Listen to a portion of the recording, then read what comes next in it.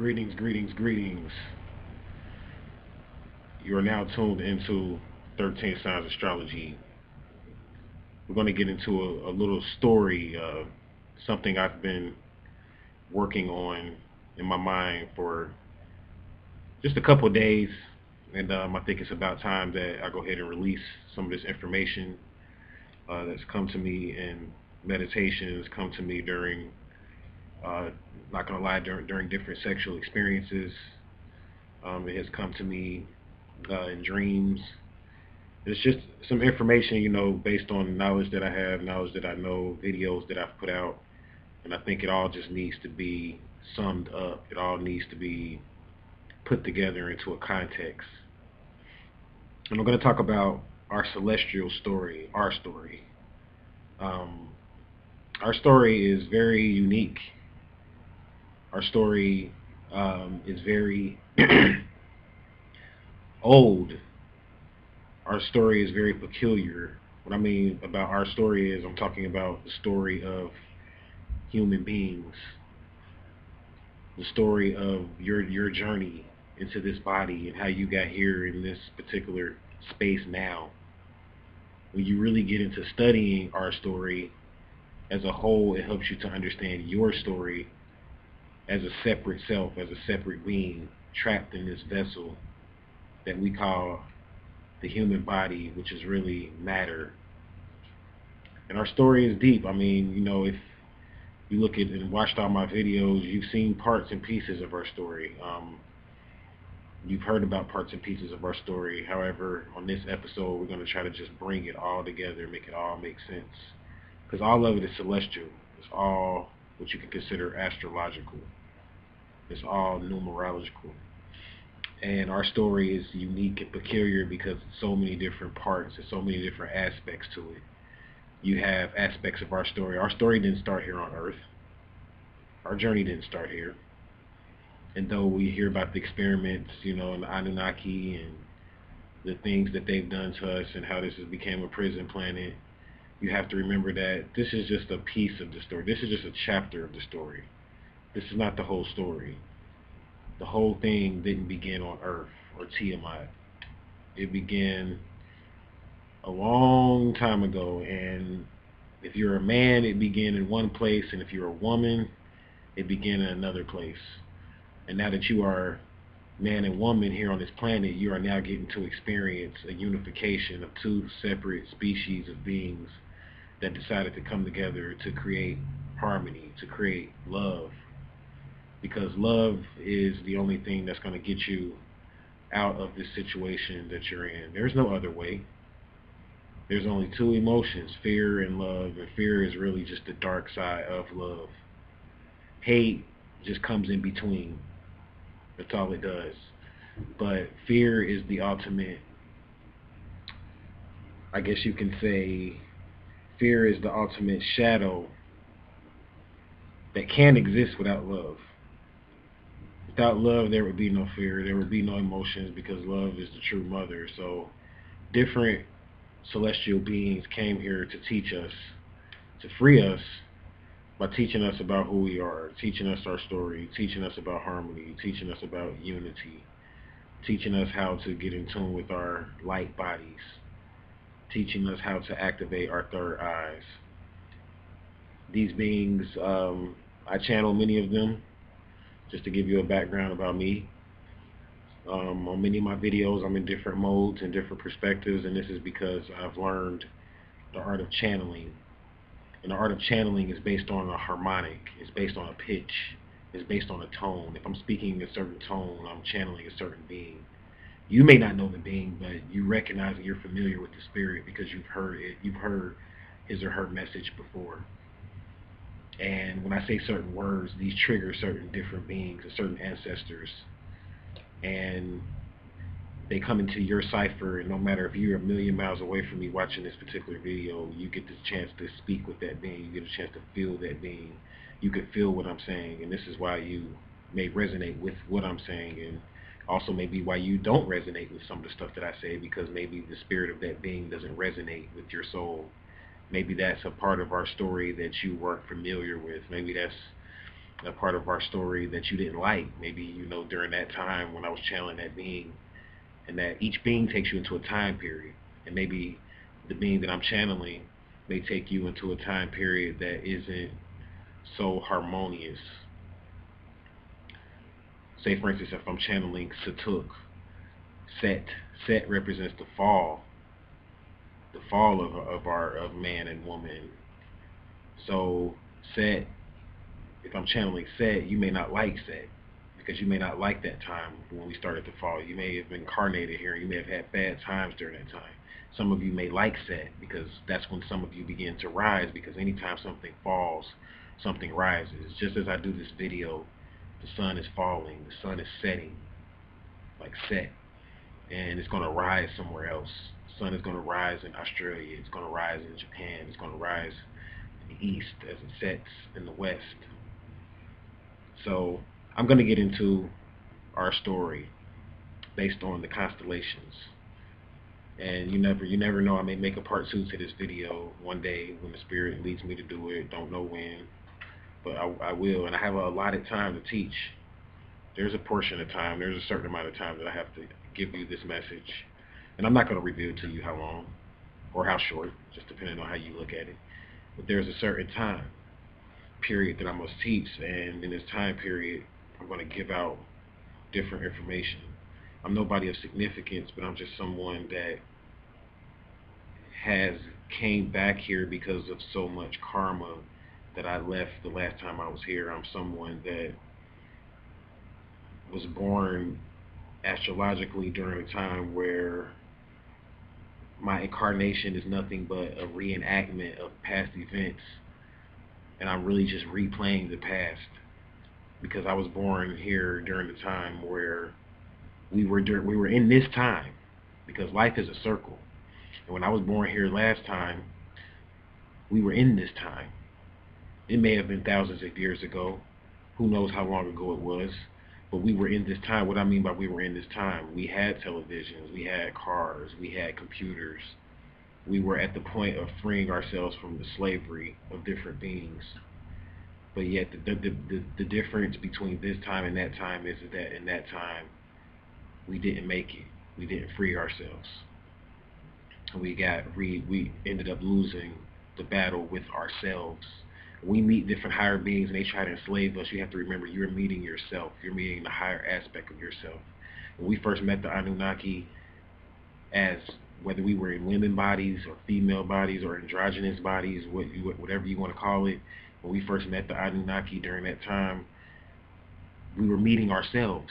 When these women met these male deities with elongated phalluses or penises, and they met these women with big breasts, and they were physically beautiful and attractive, and they resonated love. When they met them, they fell for them. They became weak for them. We were like Eve. We were naive when we first met the Anunnaki, and they were able to enslave us because of their power, because of how evolved they were. And they wouldn't have been able to do that if we have understood something called remembrance, because we don't remember. That's what's wrong with us. When I say remember, I'm not talking about remembering yesterday or 2 weeks ago. You don't remember who you were. You don't remember who you were. Sometimes it's triggered or activated. Sometimes you may watch Lord of the Rings, or you may watch Harry Potter, or you may watch The Matrix, and you may remember different facets or different aspects of yourself. But at the end of the day, you don't really truly remember. And this is why you fall for the tricks. Every time, this is why you fall, is because you haven't connected the dots yet. And this is why when you meet someone in the now, you get caught up on the person, but you have to remember the last time you met that person. Everyone you met, you may not know this right now, but everyone that's in your life that has an intimate connection with you, doesn't matter who they are, you knew them before. You've met them before. There's nothing new going on under the sun. Our story is a circle. It's called the circle of life. And in the temple, we call it the circle 7, because 7 is the number of perfected man, perfected woman.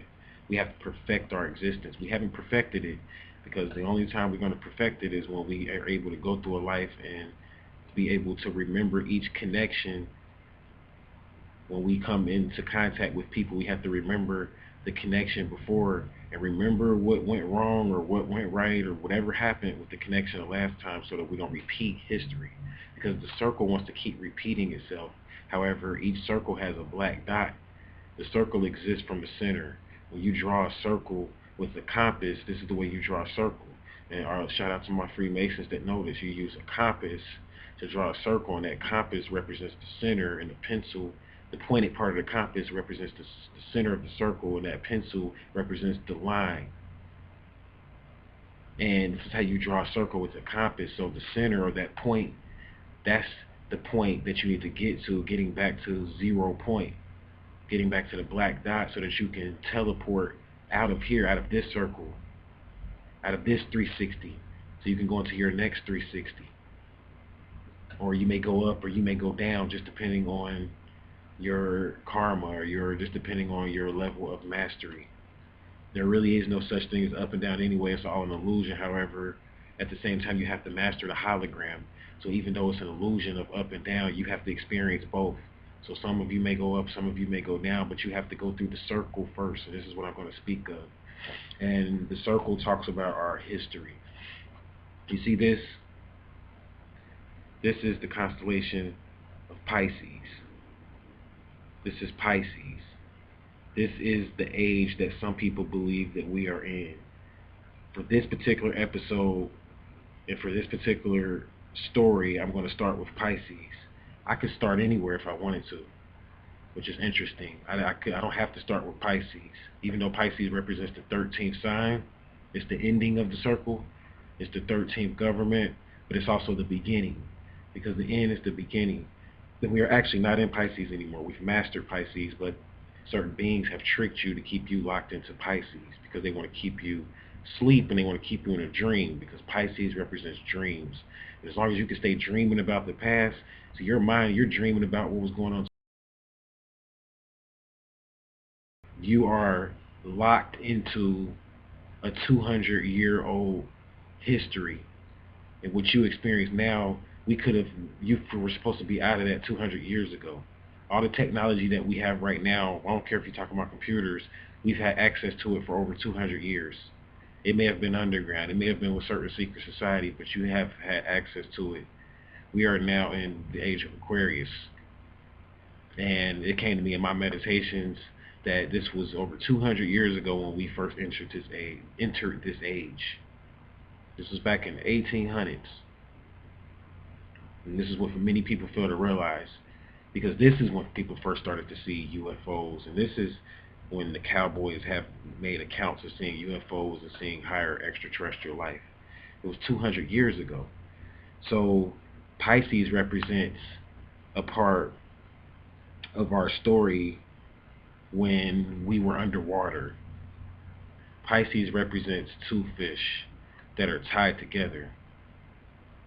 Remember, two fish that are tied together. This represents androgynous beings. This represents man and woman when we were wrapped together. So the story of Pisces and the age of Pisces originally started when the waters covered the land. We had governments underwater, and I spoke on this in a couple of videos back in the Inanna video. And this represents, Pisces is a feminine sign, so this represents a part of the feminine energy. Each sign is a government. This is what you have to remember. So when you think about the sign of Pisces, don't think about, okay, you may be a Pisces, fine. And this may help you to understand your past lives, but you think about this in this video. If you're not a Pisces, you have to understand Pisces from a perspective of government, from a perspective of the way the world operated at one particular time. And you can understand Pisces because we graduated from Pisces as recent as the 1800s. So you may have had past lives back in the 1800s. You may be able to remember those lives, and you are remembering Pisces. Pisces represented the dream. It represented a time where we didn't really go outside of our bodies because of the fact that we were living in underwater kingdoms for much. This is an inner sign. Pisces represents going within. It represents the subconscious mind, because this is a time where our subconscious mind dominated our human bodies. So we were able to create different forms of technology that helped us to understand ourselves more on an inner level. It wasn't about going out. See, now we're in what's called out formation, what the master teacher taught us. We are going out and we're looking out. But Pisces represents the time when we were in. And the two fishes are tied together because this represents male and female being tied in together. We didn't separate yet during this time and during when Pisces was demonstrated in parts of the celestial story, because as I said before, you have to remember that this story keeps repeating itself, and every time it repeats itself, it's different. So if you were, say for instance, let me give you a better example. Every 25,000 years, we go into what's called the age of Pisces, right? The last time we were in the age of Pisces was just 200 years ago. So we've been on this earth for millions of years, right? So we've been in the age of Pisces hundreds of times already. And each time we go into the age of Pisces, we experience it a little bit differently.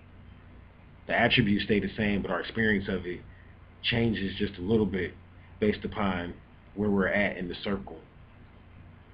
So I'm telling the story one way when I'm speaking of Pisces being representing the man and woman being locked together into an androgynous being. This represents the very beginning of Pisces. This is how it all began when we first incarnated here. This is the beginning aspect of Pisces. However, Pisces has played itself out many times.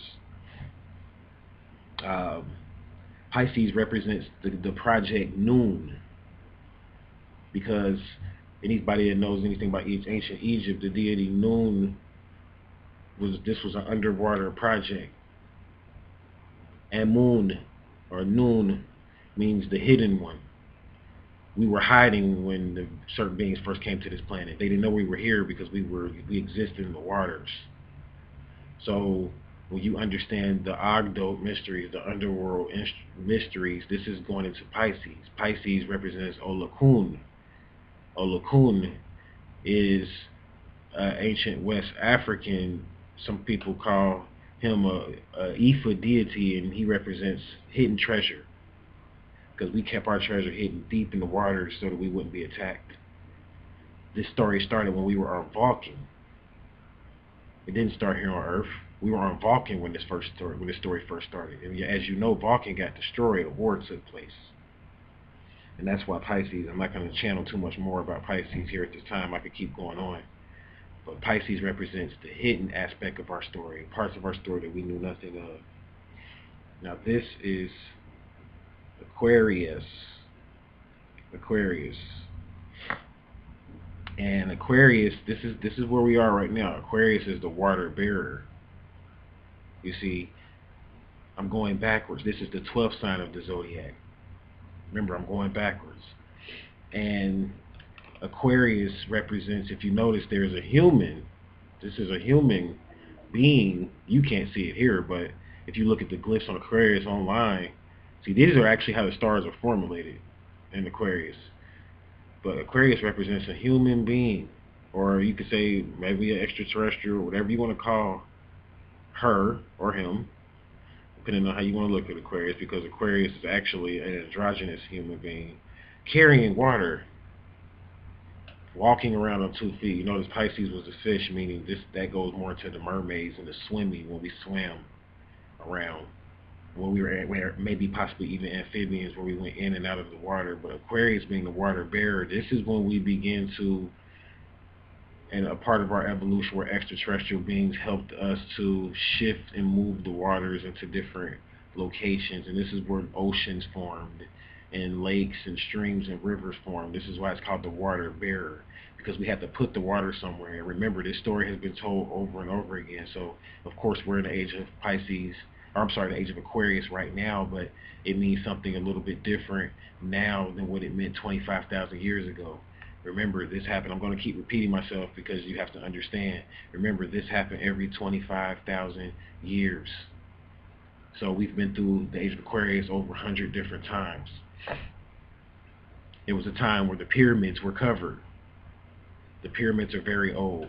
The pyramids are much older than what you have been taught. The pyramids were actually built in the last age of Aquarius. The pyramids are over 20,000 years old. The age of Aquarius is a very significant constellation for us, because this is when we are introduced to technology during these periods.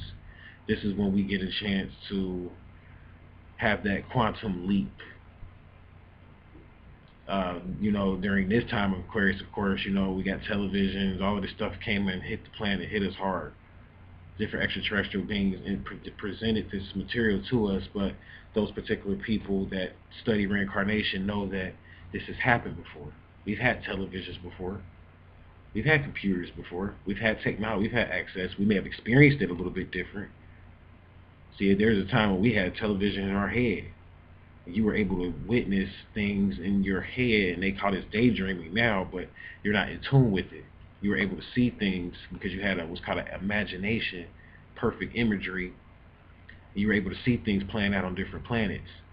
See, they try to tell you that you're crazy if you have an imagination, but they haven't. They're crazy because they haven't discovered the mind. These same people, they don't know where the mind exists. They don't have a clue. You don't experience reality through your brain. You don't. Reality is not even what you look at physically. You don't see this with your eyes. I was speaking about this with one of my fellow friends. You don't see this with your eyes. You see reality through your so-called. You interpret reality through your brain. Your brain is a computer, actually. So you are a form of technology. So when you think about Aquarius, Aquarius is deep because you are a technology. So there was one time in Aquarius where you were created as a form of technology for other beings. You were a computer for other beings. Kind of deep, isn't it?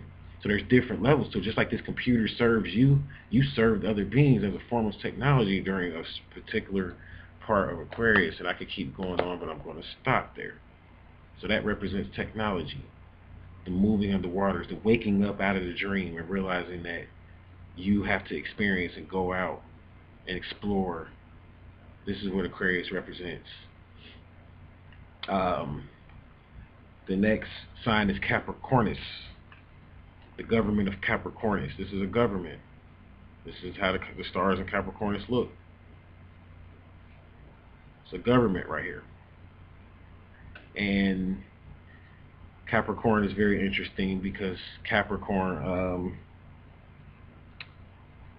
represents water as well, but represents a time where a typhoon kind of attacked, like we were on land during the time of the Capricorn government, and this represents when water attacks us, phases and times where water attacks us.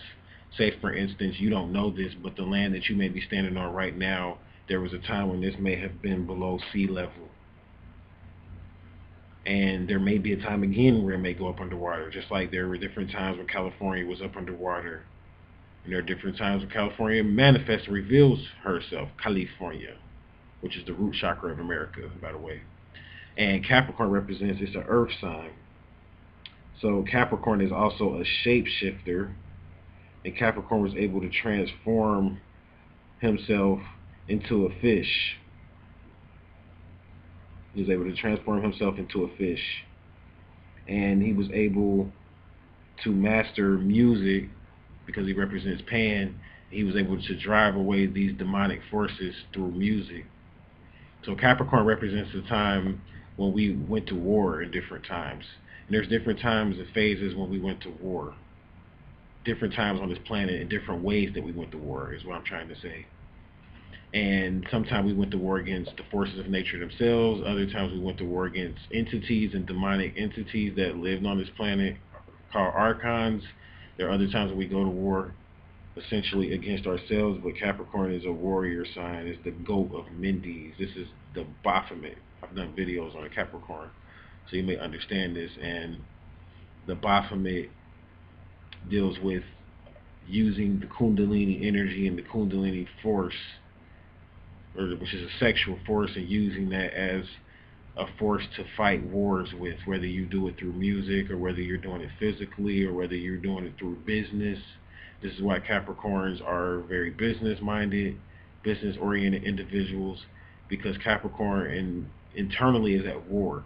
They could appear very cold and callous at times, and this is because of the fact that they remember those other incarnations when we were in times of Capricorn. We had to be serious. This represents serious times on our planet when we were up under different forms of attack, when we were defending our technology that we had came up with in Aquarius. And we understood that, and we were at the peak in the heyday of that particular technology, and we were attacked by different beings. So this is what Capricorn represents. Um, I'll speak more on this if I do a part two, and I'll go even deeper. I mean, I could talk more about these governments, but I just want to introduce these governments to you. This is the government of Sagittarius. Very important government, because now it's going to jump. Now our story is in the jump. See, this is when we took on the perspective of different extraterrestrial beings, and Sagittarius exists in what's called the Milky Way, or the center of the galaxies. It's called the Milk Dipper. And Sagittarius is important because you see that Sagittarius has a bow and arrow pointed at something, and what Sagittarius is actually pointing at is going back, because this was going back into a time where men were fighting women to reconquer them.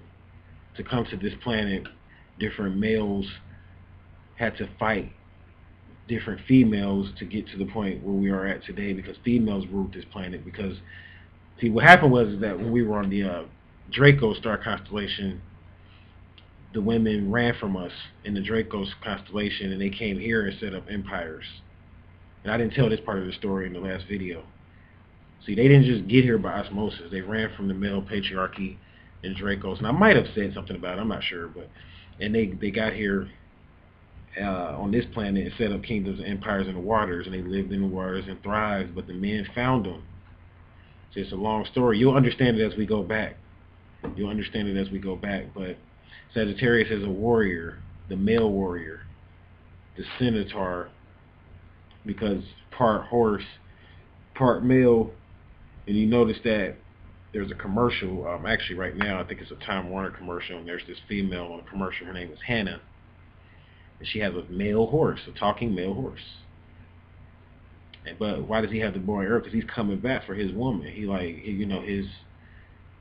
vagina got away from him. His female got away from him. He's coming back because of another part of the story that I can't go into now. So this represents men taking back what's theirs. This represents warrior tribes from all over the stars uniting and coming together to take back this planet, to get their resources, or not even to take back this planet, or even to take this planet during different versions of the story. It all depends. There's different versions of the story. What I mean by versions, remember, you went through this hundreds of times, because Sagittarius goes around and happens every 25,000 years. We go into the age of Sagittarius. What do I mean by that? The stars align with Sagittarius every 25,000 years. The North Pole star aligns with Sagittarius every 25,000 years. So we're always, during these times, taking back things. And it may not be on this planet even, because the North Pole of a star may be aligned with Sagittarius right now. And that goes for all these other constellations that I just spoke of before this. So that means you could be experiencing this reality on other planets as well. It doesn't have to be trapped here. So you can go experience Sagittarian, the age of Sagittarius, somewhere else. You will learn how to do that once you master the art of dreaming, of which hopefully we'll be helping you with once we start teaching more on the subconscious mind eventually, which is coming soon. So then you get into Ophiuchus. This is Ophiuchus, and they don't talk about Ophiuchus. Ophiuchus is a secret, and this is due to a conspiracy put together by certain extraterrestrial beings that did not want you to know what age we were in. They did not want you to know that we were in the age of Aquarius, so therefore they had to take out certain constellations, shift things around a certain kind of way, so that you would still think we were in Pisces based on the Western zodiac. Because based on the Western zodiac, we are still in Pisces. But you take out a sign, you take out a bunch of degrees, and Ophiuchus is a very important sign, because this is the snake. This is the government of the snake. This is a lot of medical workers understand Ophiuchus. As you know, the caduceus, I think is what they call it, the snake wrapping around the rod, or the caduceus, is a sign used in medicine. These represent different times where we had to heal various aspects of the human race or even the planet even. And there are different levels to this aspect of our government, of our story. Remember, we revisited a Fucus at different times and different incarnations. And the Fucus is an interesting constellation because it has a star that flares up every 20 years. So we can feel like we're in the age of a Fucus during certain times on this planet. So, like I'm saying, like for instance, back in 2005, the stars of a Fucus lit up, right? That was before we knew anything. Wasn't nobody really talking about a Fucus. Then after that, that's when we got reintroduced to a Fucus again. So if a Fucus sneaks up and reintroduces itself after we go through pain, various different wars, and things of that nature, and a Fucus will come back up. It's a very important constellation because it always comes up when we are at the brink of peril or when we are fitting to wipe ourselves out or something. And a Fucus will come in and heal the planet. Fucus is kind of like a prophet, but it's an energy though. It's a prophetic energy, and it may take a Fucus may take certain groups of people on the planet during that time and use them as his prophet. So he is the serpent. He'll go back and hide again. Snakes hide really good. So after his work is done, he'll just disappear and go back in hiding again. So Fucus is not interested in anything but just healing the planet during certain times. But at his heyday, there are times when we are in the age of a Fucus, and during these times, this is when mostly everybody has an aspiration to be a healer, and being a healer becomes the dominant, I guess you can say, career on the planet, or the dominant thing that we want to do. Like right now, say for instance, money dominates everything, so people aren't really into like health really. I'm not talking about like healing, like, see, it gets deep. I'm not speaking on healing from a perspective of like, say for instance, like you want to be a doctor and you go get some medicine or some shit like that. And you go invent some drugs, and you go and diagnose somebody, they got heart problems, and you give them some drugs or whatever. Or, you deliver a baby. Excuse me, I'm gonna have to.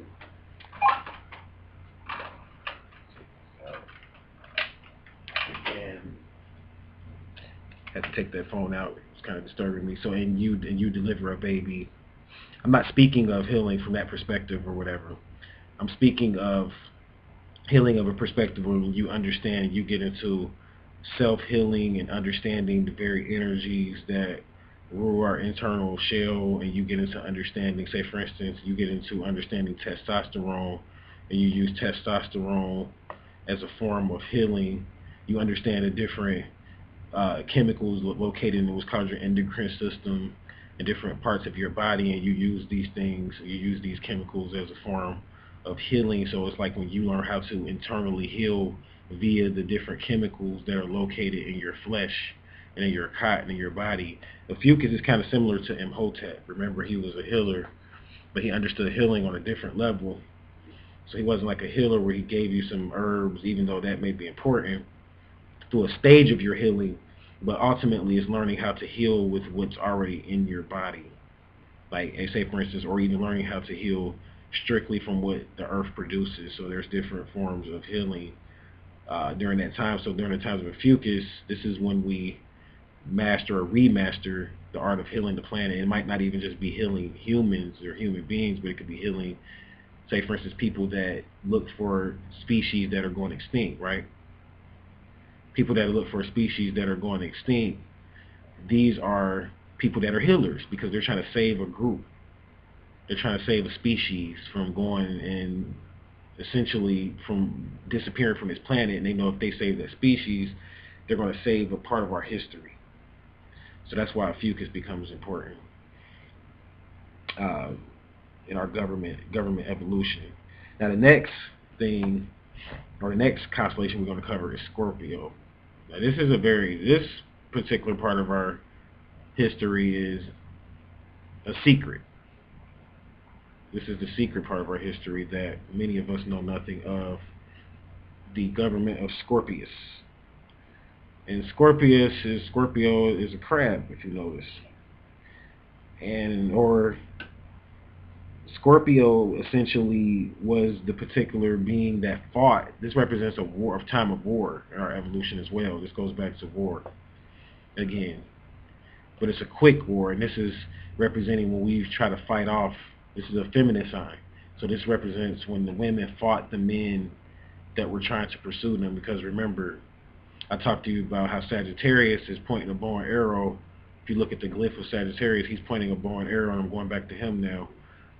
And if you notice, a fucus is standing in between that bow and arrow, like kind of like trying to stop two beings from fighting. Like, y'all shouldn't fight. So the snake is kind of standing between that, but then you have Scorpio there as the crab fighting off or ready to fight Sagittarius, which is the male coming back to conquer the feminine aspects or feminine beings that went to the waters.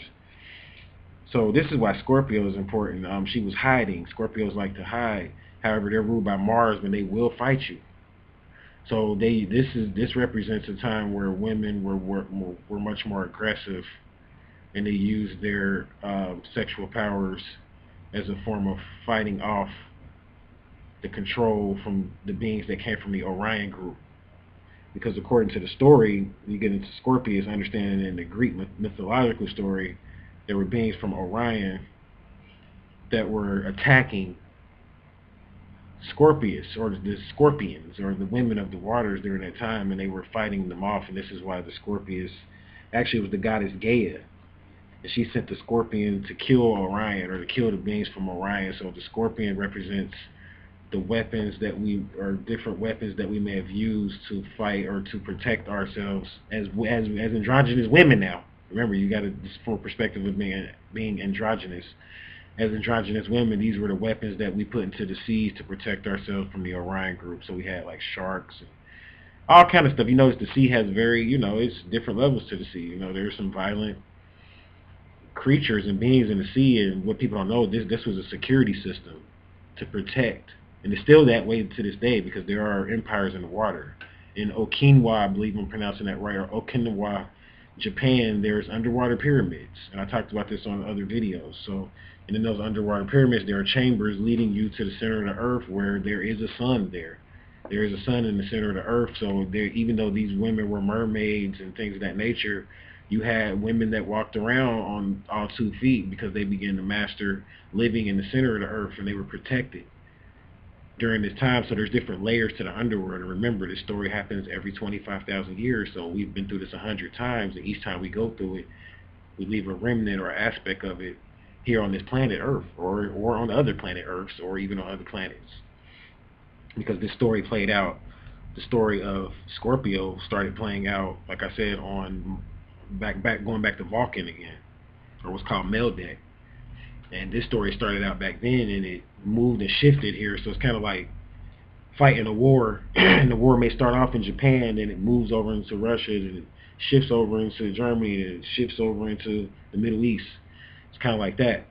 And it may start and then stop and then start back up. So there's aspects of our story, when we go through our story, it starts and then it stops and then it starts back up. So that's Scorpio, and that's representing, remember, Scorpio is ruled by Mars, so this goes back to the war that's being fought. Remember, I talked about that war in Capricorn a little bit, and then I kind of covered in Sagittarius, then I shifted and started talking about healing, because it stops and starts. Then we go into Libra. Very important constellation, because we didn't know about this constellation. This is kind of like the Fucus constellation. It took us a while to know about this constellation. And this represents 2 scales. This represents universal law. See, Libra stands, and it kind of ends the war, because this is when we learn about the law, and we learned that the first law is that we're all one. Just like in the ancient teachings of the law of one, which is the lost teachings of Atlantis, which deals with when we were up underwater. The lost teachings of Atlantis comes from the fact that we are all one. This is what they taught in Atlantis. And when we shifted from Lemuria, which was a time when we were in the waters, and shifted to Atlantis, we began to understand these things. And I know I may be jumping around here, but if you watch my other videos, this video is designed to put it all together, remember, to help you understand. So we are all one on a different level, so that means that we were all of these different extraterrestrial beings. And this is what Libra teaches us. It teaches us about the balance that must take place. Libra represents more of our intellect. It represents more of, it's an air sign. So this is when we become more intellectual during times of government. This represents like when Tahuti comes and teaches different beings. Libra is um, a constellation that's associated with Ma'at and Tahuti because they are companions and they work together. So this is a time where universal law is administering the gospel to help to heal the lands and the nations during this particular part of our government evolution. So this is true law, not the law that we experience now, which is the codes of Hammurabi. Those are different. Those are codes, what we deal with now. And codes can be hacked. It's a whole nother ballgame. Codes are just levels to a game that's being played. This is true universal law. This is not about a game. So when we introduce the Libra energy and we're up under this energy, this is when we try to balance the world because it represents balance. Balance the male and the female. Balance the reptilian fighting against the Pleiadian or the reptilian fighting against the Homo sapien. This is when we try to balance things. And there are 7 different universal laws, so I'm not making these things up, but I've done videos on them. And you have to learn these universal laws so that you can live in harmony with other beings on the planet, because each planet has a council. So this represents when we set up councils, order, and structure. Out of chaos comes order. So everything I was saying before that in those different constellations may have sounded a little bit more chaotic. But now you're going to start to see it's going to become more organized as we move closer to the beginning. So then we go into the government of Virgo. Very interesting government, because Virgo is a maiden or a virgin, but nobody ever seemed to tell you who is this virgin. Who is she? Some people say it's Virgin Mary.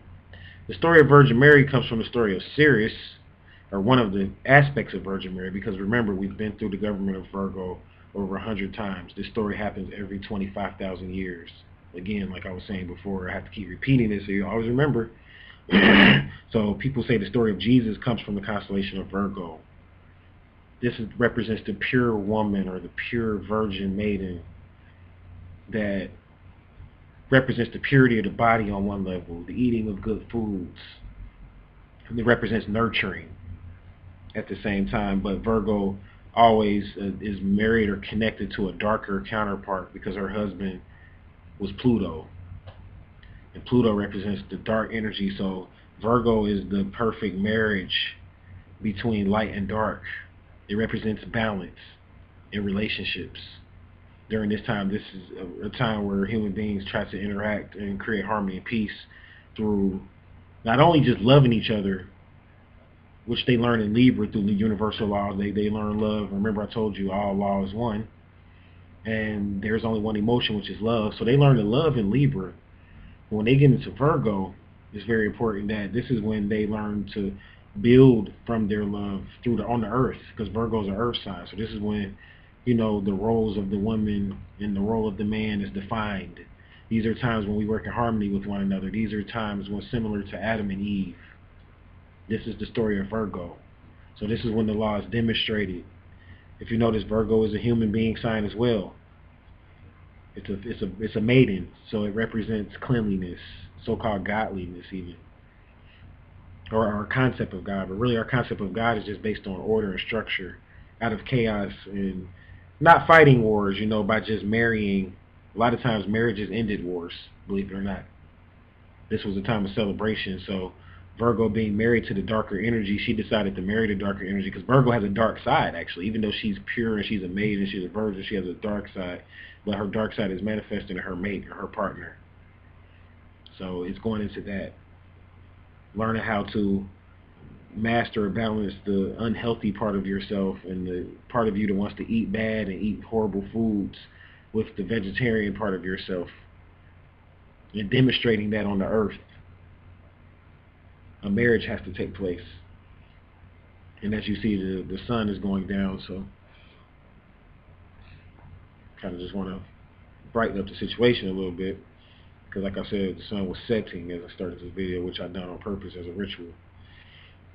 Now next you have Leo. Leo, very interesting sign. We were in a rulership 12,000 years ago, actually, is when Leo was at his heyday, and a lot of the Egyptian gods that you read about were cultivated during this time. Um, Leo is a very interesting time in our interesting government to be up under, because this is the government of heroes. See, Jesus was a Virgo a lot of times. But actually, Jesus was a Leo because his mother had him during the times of the Virgin. We prepared the world for the hero to come through the marriage. This is the sign of Horus. And even though they say Leo is Sekhmet, according to the ancient Egyptians, Sekhmet represents a protector because Leo is a hero. Leo will protect anyone. Leo is similar to Hercules. So this is the time where men and women, it's not just about men either, but this is the time of the Jesus, the female Jesus and the male Jesus.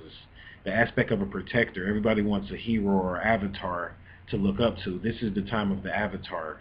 And this took place on different star constellations again. This just didn't happen here. So this is the time where a savior comes to save humanity that's a human, though, not from the extraterrestrials or not from the water, because they fighting, right? So the human is the middleman, the human that's living on the land. These are times when we live on the land and when we live in civilizations and societies that are cultivated on the surface, whether wherever we are on in our evolution, whether it's the surface on Mars or whether it's um, the surface on Jupiter, wherever the case may be. Leo represents the time where the hero is born. His name was Cotman, and Adam, the story of Adam started off on Mars. There's a face of Adam on Mars. Adam represents a hero, believe it or not. Adam and Jesus are the same story, just different phases of the story, because remember, we go through this every 25,000 years, and we perfect different aspects during different times when we go through it.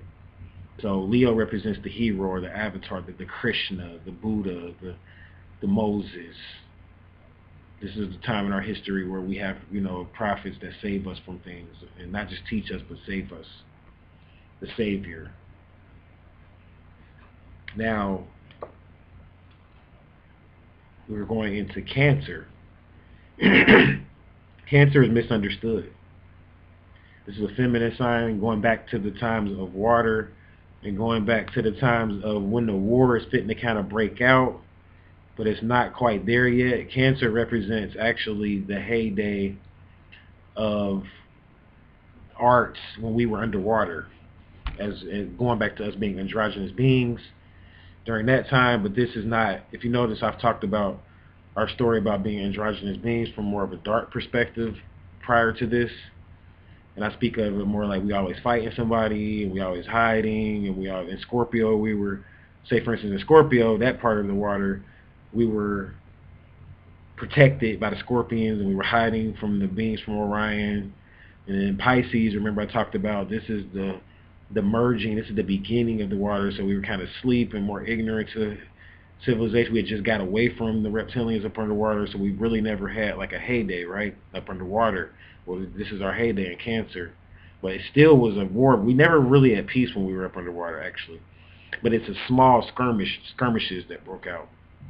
But she represents art. Cancers are very artistic. In ancient Egypt, she was represented by the scarab beetle. The scarab beetle. And this represents female art at its heyday, at its height.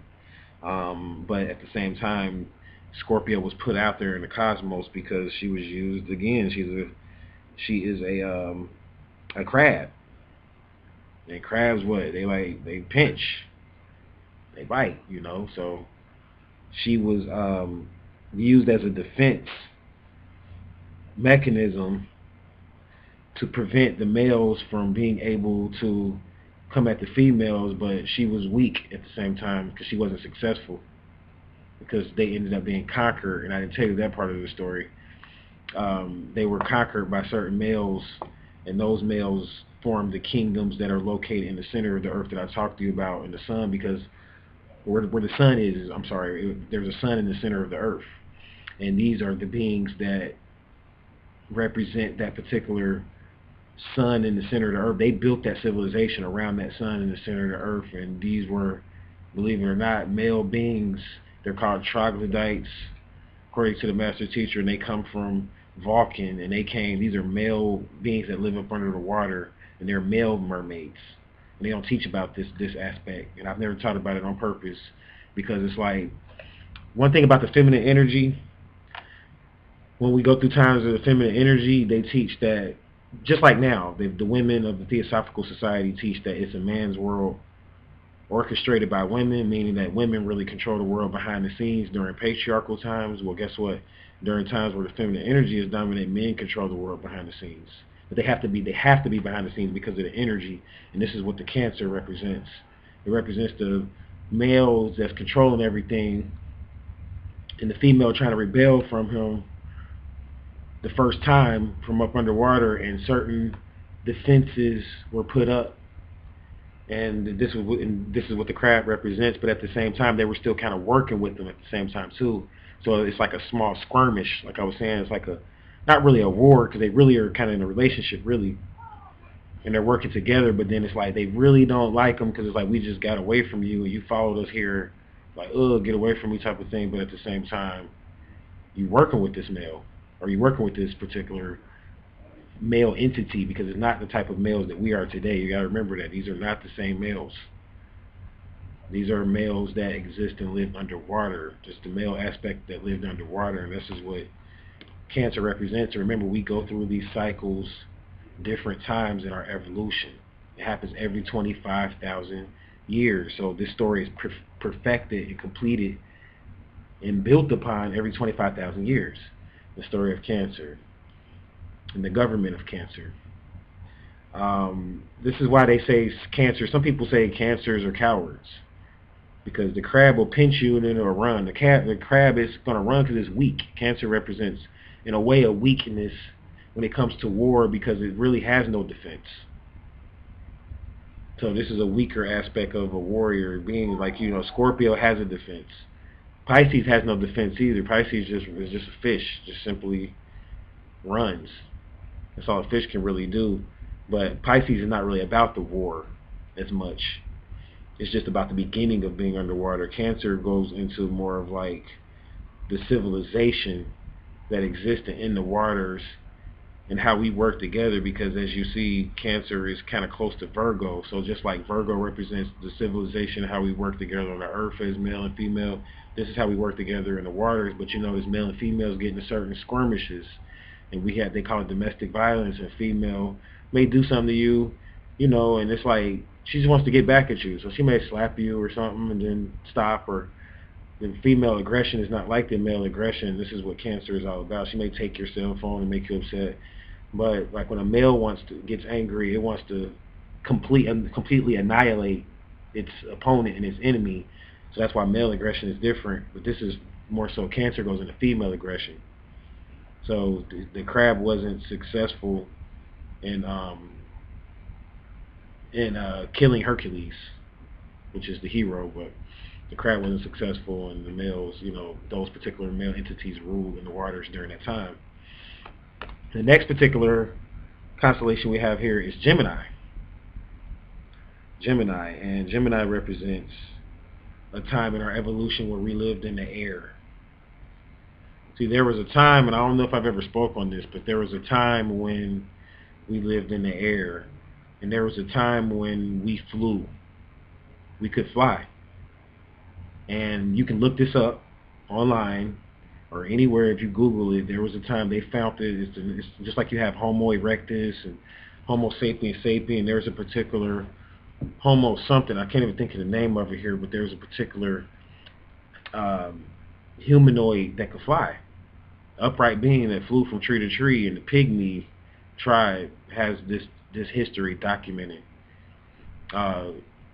Just like, you got monkeys that swing on vines and they jump from tree to tree. We could glide for a particular period of time. We had wings. This is where you read about in ancient European mythological orders. You read about the gargoyles. And you read about they call them demons. They had wings on them and they would fly around. They have statues of them even to this day. Sometimes you'll see a statue of like something that looks kind of like a human and it has wings and it could fly. That was a part of our evolution as different extraterrestrial beings. You got to remember there was 24 different extraterrestrial groups that were fused into this experiment of who we are today. This experiment keeps playing out. There's different experiments to get us to looking like the way we are today, and it didn't happen overnight. So this is a version of who we were as flying around as gargoyles and, as what you would even call demigods. And this is what Gemini represents. So Gemini represents the twins. That one is that they want to separate them, but they always end up staying together. So this represents our two selves too as well. This represents our higher self and our lower self. You have a higher self and a lower self. Some people say that's God and the devil, but it's deeper than that. Your higher self is the part of you that goes back to celestial origins, and your lower self is the part of you that goes back to terrestrial, and not only that, even aquatic origins, as being a being from the water, because you have all of this within you. So the mind aspect of you, this is the celestial aspect of you. This is the God or the higher self. Your imagination, this is a part of the higher self, but the lower self is the part of you, the sexual part of you, the warrior part of you, the part of you that got to put on lotion every day because you're going to dry out. The part of you got to keep drinking water constantly, or your throat will get dry. That's because you are a being of the water. So Gemini represents the merging of that during the times, and it represents experiments, because Gemini is kind of like a scientist.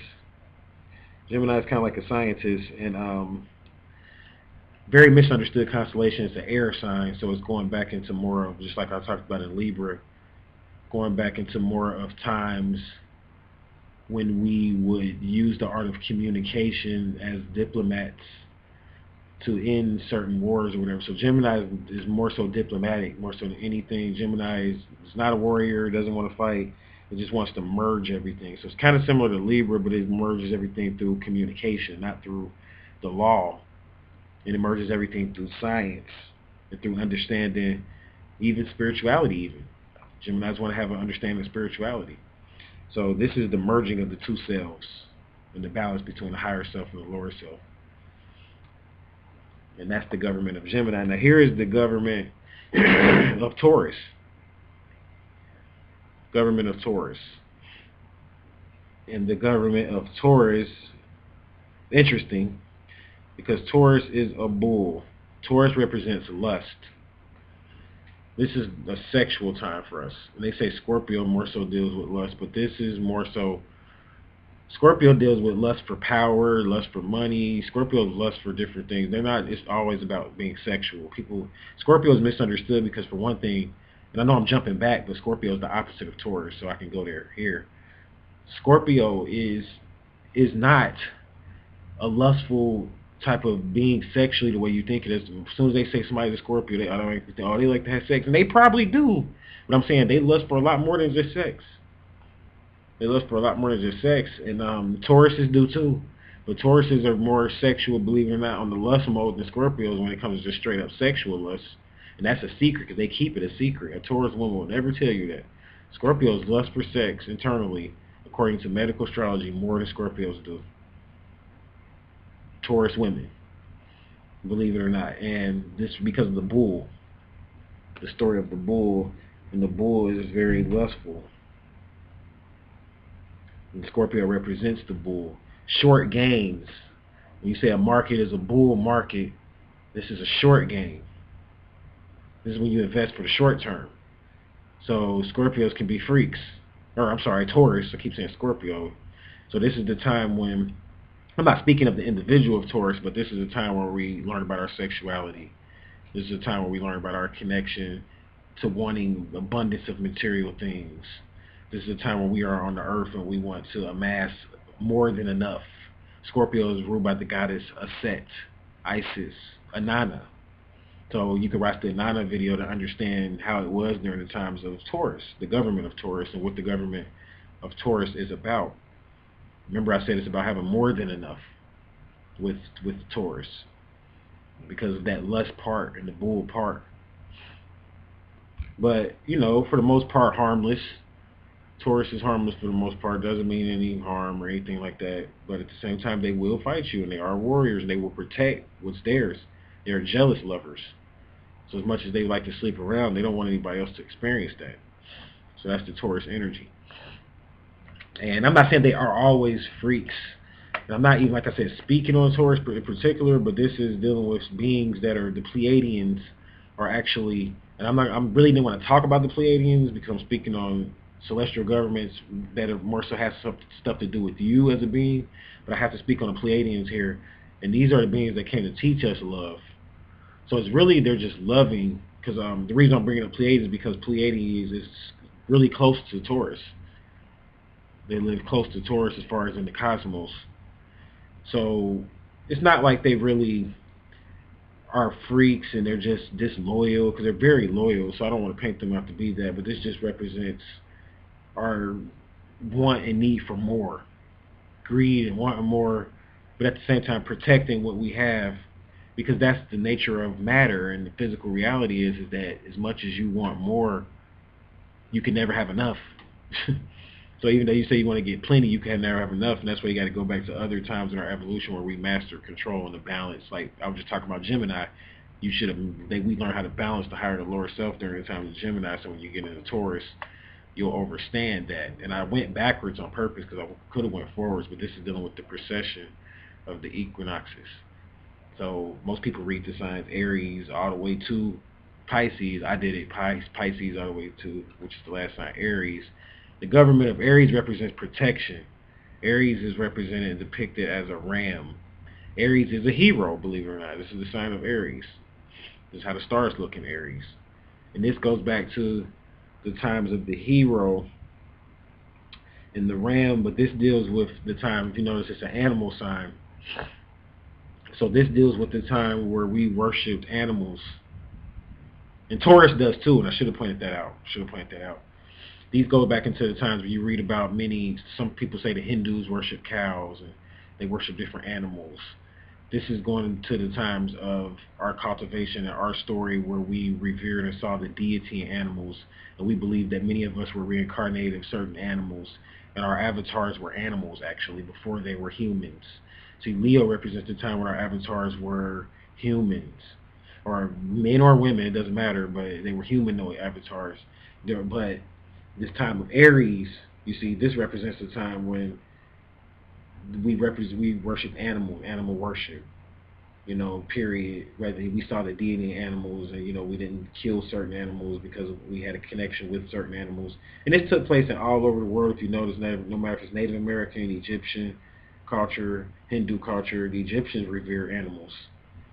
Certain animals, they have, Ra actually has the head of a ram, believe it or not, in certain depictions. Ta is actually associated with Aries as well, Ta and Ra.